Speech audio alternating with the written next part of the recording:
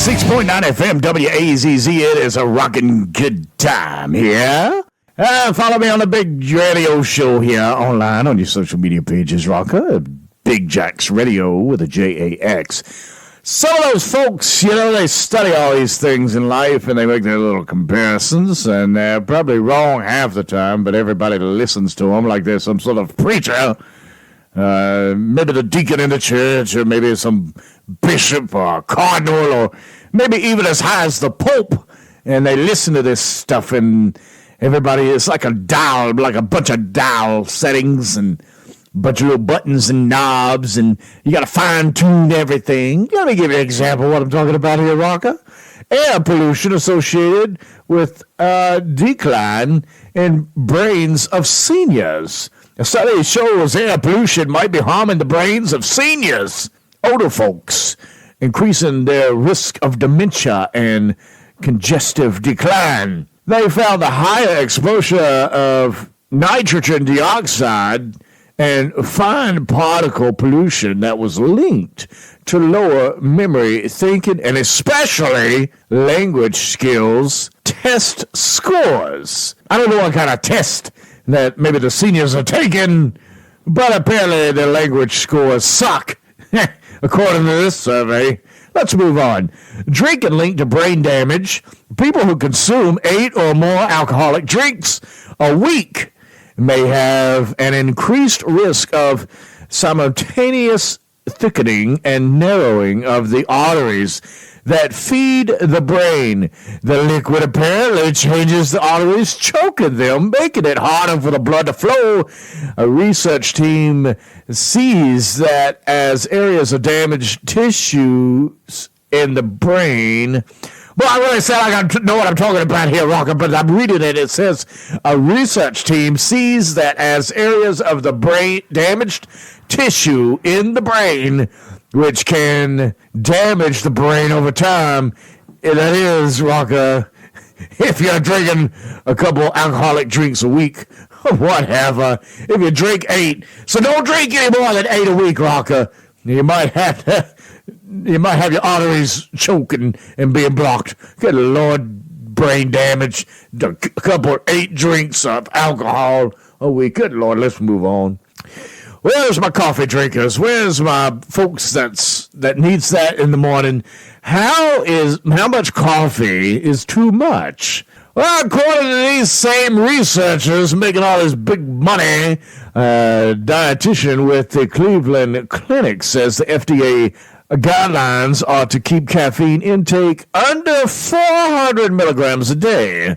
She says an average of 8-ounce cup of coffee equals to around 100 milligrams. You need to be doing the math, Rocker, before you drink that cup of coffee. Meaning a person could drink 4 to 5 cups a day if they don't indulge in other caffeine sources like soda and energy drinks. Well, there you go, Rocker. She's done the math for you. Just keep it between the lines, will you? Yeah. Watch how much coffee you mix with your caffeine, sodas, and energy drinks. Whatever. Let's move on. How many people work the night shift? Well, this could be bad for you too, Rocker. Night shift workers, day eating, risks are high. Basically, Rocker, what she's saying is if you work the night shift, you're screwed. Your heart, you're going to have some problems with your heart. In the past, experts have found working in the night shift, not really sure what hours consider the night shift. Maybe it's second or third? Probably third. But it can lead to higher risk of heart disease. But there might be a way to help with that, but it doesn't say. Here's another stupid one from these survey folks. Now it seems like your afternoon nap or your little power nap at lunch could be a higher risk of death. According to some of these folks, daytime power naps could actually lead to your early demise. But only in the afternoon, Rocker. Researchers at a hospital in Boston found that some groups of folks with irregular daytime sleep patterns have a higher risk of early death. Scientists monitored the sleep habits of more than 860,000 people. 500 with an average of age around 63. They then compared to those habits to death records and found that about 5,200 people died during an 11-year follow-up.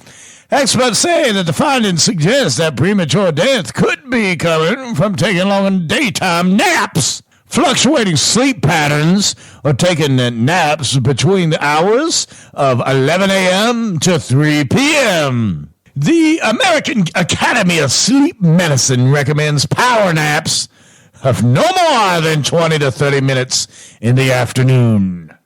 So if they only recommend the power naps, I guess that only means well, you can take a 20 to 30 one, but Lord knows, not between 11 and 3. Lord, change your life, rockers, because studies show. Here's another one, a recent report. Between ages 13 and 18 years old who went to bed earlier and slept longer performed better in the classroom. I thought we already knew this, but now they put an age limit on it. I think about anybody that gets enough sleep is probably functioning better than someone who didn't, especially when they're tired. Well, Rocker, if you think it's all the adults that's doing it wrong, think again. Apparently, you're doing it wrong with your baby, too. If you're feeding your baby a little toddler, little pouches of filled yogurt, fruits, and vegetables, apparently this ain't no good for them, even at a young age. They're quick and easy, but a study shows that they may not be as healthy as you think. They say that they could be high in sugar and lack nutrition and lack nutrients for your child's needs. Well, I think that's about everything anybody eats. Maybe if you're eating dog food or cat food, you might have a better chance. All right, well, Rocker, one more from these folks that's telling you all these things that you need to do, the calculations of life. Food additives and diabetes. Eating certain food additives could be more harmful to your health, experts found. Some ingredients could cause a rise in your risk of being diagnosed with type 2 diabetes. Additives are put in foods to improve the taste, the color, and shelf life. Well, like we can really help that. I think about everything we eat or drink. It's got something in it not good for us. Let's see here. Whatever it does to make the cell.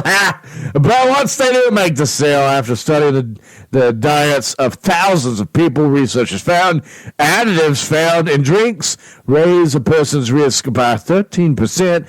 For ultra-processed foods, they say the risk went up even 8%. Well, how are we supposed to help that? Shouldn't the Food and Drug Administration be on top of these things? That's all I got for you, Rocker. I just tell you what, I'd love for someone to be born, and they sleep the right exact amount. They do all these things that these surveys tell you. One time they told you milk wasn't good for you, then they tell you it is. Then they said it was eggs. Oh, my Lord, have mercy. It's like one of them mouse mazes. These folks have you going through life like a mouse maze. You got to find which is not the dead end, which way is the out. Don't pay any attention to that, Rocker. You're going to stress yourself out. Just try to take care of yourself the best you can. Watch out for those things running in your family, but don't hold that against you. And it may or may not happen. Who knows? Let's just try to do the best we can and keep on rocking. 96.9 FM, WAZZ.